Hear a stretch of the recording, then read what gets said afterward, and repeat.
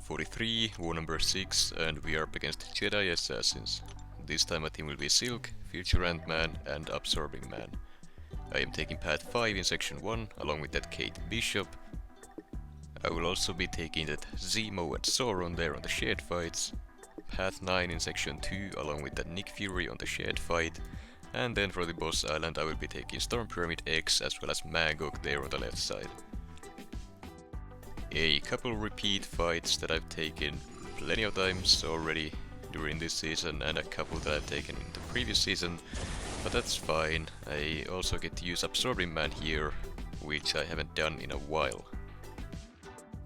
First here we have a Hulkling on the Ebb and Flow knockdown and right back at it nodes, and I'm taking this fight with Absorbing Man.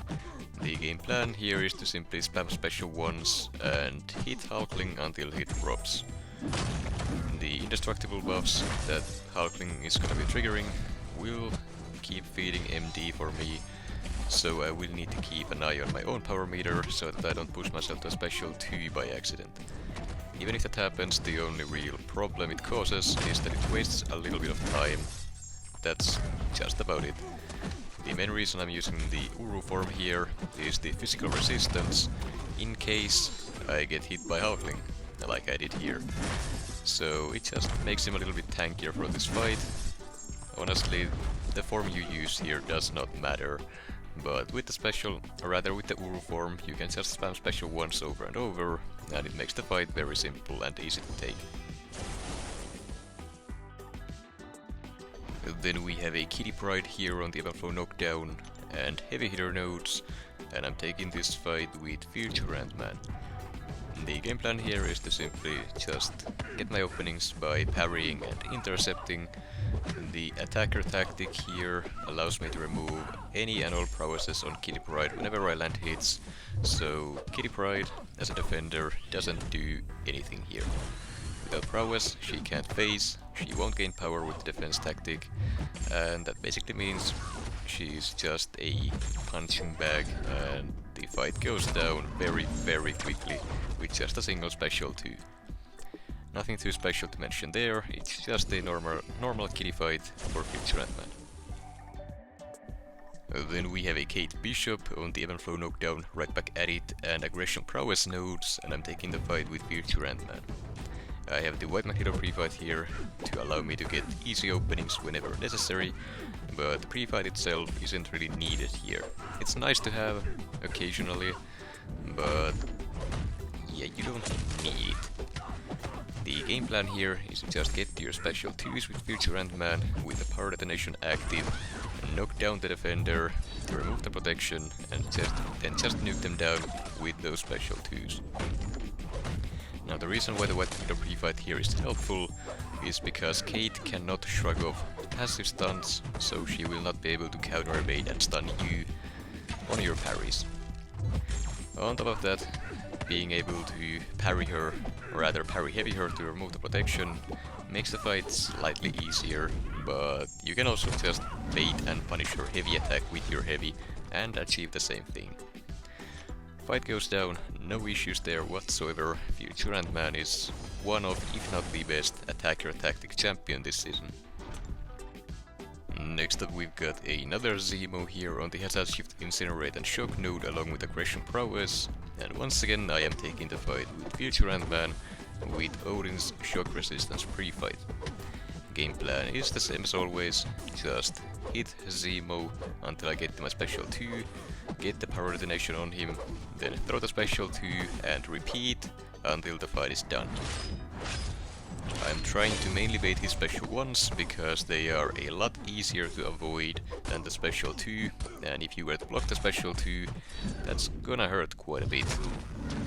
Other than that, the reason why I'm even baiting specials in the first place, when Future Ant-Man can take this fight without allowing Zemo to use a single special, well, the reason for that is the flow of the fight, and to just make sure I don't inflict any debuffs on Zemo that he can cleanse, as to make sure I will never get rooted in this fight. This fight would have to go all kinds of wrong for Zemo to get 5 of those power detonations on him through the fight, so it's not really a big concern for me. but this is just the way that I like taking the fight. It's not necessarily the one and only way to do it. And next up we have a Sauron here on the Hazard Shift, Shock and Bleed along with Conflictor, and I'm taking this fight with Future Ant-Man as well. I do also have the White Magneto pre-fight here, so that my parry stuns will not be eaten by Conflictor, so that I have easy openings whenever I need them. The game plan itself is basically identical to the one against Zemo, just get to special 2, throw it with the power detonation, and repeat until the fight is done. Sauron here doesn't really do much as a defender if he doesn't get to have any of his prowesses. He only triggers the unblockable if he gets to, I believe, 7 prowesses, but due to the attacker tactic here and Future Ant-Man's many armor buffs, he's never gonna get there, and this fight just gets completely destroyed by him. I was expecting him to last a little bit longer than that, but I'm not complaining.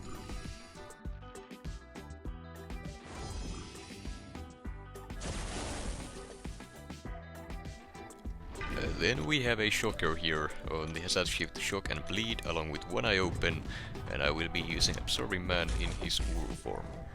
In the Uru form, Absorbing Man is immune to both Shock and Bleed, so the Hazard Shift node simply doesn't do anything, but helps me keep the form up and running. Whenever I would get a debuff that Absorbing Man here is immune to, it pauses his form, so I don't need to keep landing those light intercepts or keep punishing his heavies with them either. Now, all that's really left here is to just keep using my own special ones to refine the form, keep refreshing the duration, and then just hitting him until he falls. Shocker himself isn't really a difficult defender. The main problem with him is the potential auto block, as well as the fact that he reduces your stun duration by a lot. But on the One Eye Open node, you don't wanna be stunning him anyways, so that part of his kit is basically wasted. He goes down, no issues for Absorbing Man there whatsoever.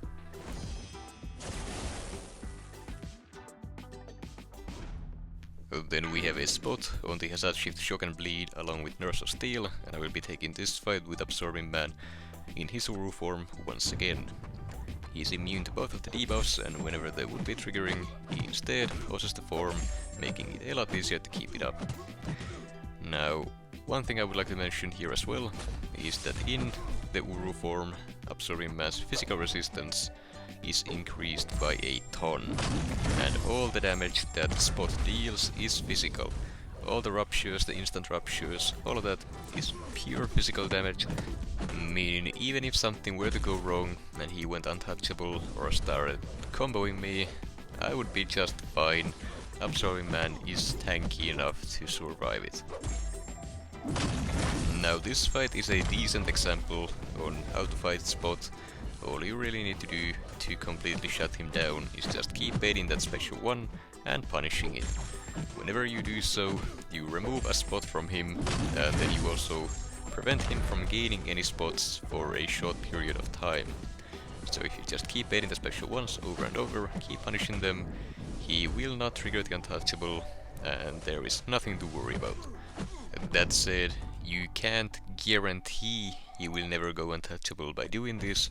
If you get some unlucky AI or RNG, he can still get it, so it's not a surefire way to deal with him. Then next up we have a Nick Fury on the Inevitable Power Efficiency, Make a Stand and One Eye Open nodes, and I am taking this fight with Future Ant-Man. I was considering using Absorbing Man, but I figured that since Future Ant-Man here has the 10% damage cap as well, if I were to get hit by a random special 2 or something at some point, Future Ant-Man is much more likely to actually survive it. The ability to also make the opponent's AI aggressive does also make Nick Fury a lot easier to manage, in my opinion at least, so that's what I decided to do. Now, the way that I like to deal with the protection here against Nick Fury is by simply baiting a heavy attack from him and punishing it with my own to knock him down. But that said, I do also want to mention here that the One Eye Open node does not work well with the protection. You can simply just parry heavy the opponent whenever the protection is up, since the defender will reflect any damage you deal while the opponent is stunned. The damage you take from it is close to nothing. Since the protection is reducing your damage by 90%, it means you're doing basically no damage to the opponent, so the damage reflect is also gonna be close to nothing. So this node combination has been very confusing to me ever since it was changed here, but I'm not really complaining, it just seems weird. Now at this point, the fight is basically over. All I gotta do is bait one more heavy, punish it with my own to remove the protection, and intercept with the special 2. No issues for Vigilant Man here at all, but I have no doubt that Absorbing Man could have done the same as well. Maybe not as fast, but he could have done it without any issues. The node there doesn't really give much to Nick Fury. Then we have a Storm Pyramid X here on the Conflictor miniboss node, and I'm taking the fight with Future Ant-Man. I do have the White Magneto pre-fight here to allow me to parry stun the opponent whenever I want, without the Conflictor node eating the stun debuff. I start this fight off pretty slow by doing parry and then alternating my combo hits to avoid giving Stormax too much prowess here.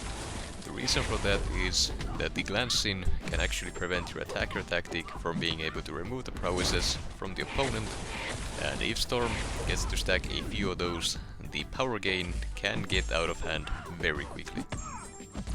But that problem is solved as soon as the power detonation activates on the opponent, because when it does, it will also power drain them, and it just so happens that Storm Pyramid X's glancing is shut down for a short while if you power drain or power lock her. Doing so removes her tempests, and the glancing is tied to one of her tempests, the blue one to be exact. And this fight goes down in 2 special 2s, a very simple fight for Future Ant-Man. Wouldn't even need the White Magneto pre-fight, but it did make it a little bit safer here, since it was my first time trying it. And then we have the final fight of this war, yet another Mangog on the Aspect of Evolution miniboss node, and I am taking the fight with Silk. And as usual, the game plan here is to just use the invulnerability boost to be able to tank Mangog's special 3s, bait those instead of any of his other 2 specials, and you're good to go. You will get the fight down before the invulnerability boost runs out, unless you start getting combos for whatever reason. Now this time around I do have a couple pre-fights from Mr. Fantastic. Those are not needed or necessary for Silk to be able to take this fight, but since we had them available, might as well put them to use.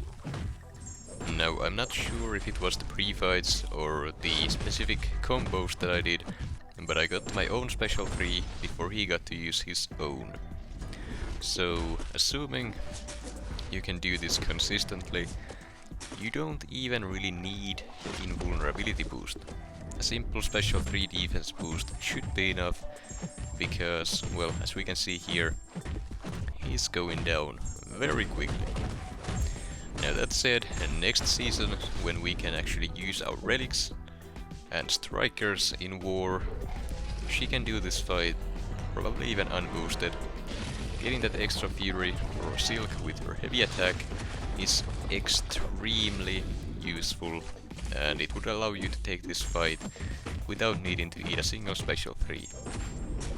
And yeah, I just gotta say, Silk is probably the best option for this fight. Doesn't need any pre-fights or synergies, so she is easy to just put on someone's team to take the fight. Oh, and just to mention that Photon boss right there, I didn't take it. We ramped up a Hercules for it this time around, and it went well, got the solo.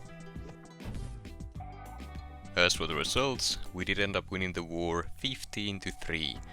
I think JA kinda gave up halfway through and just decided to not take the rest of the war as serious, but I wouldn't know for sure.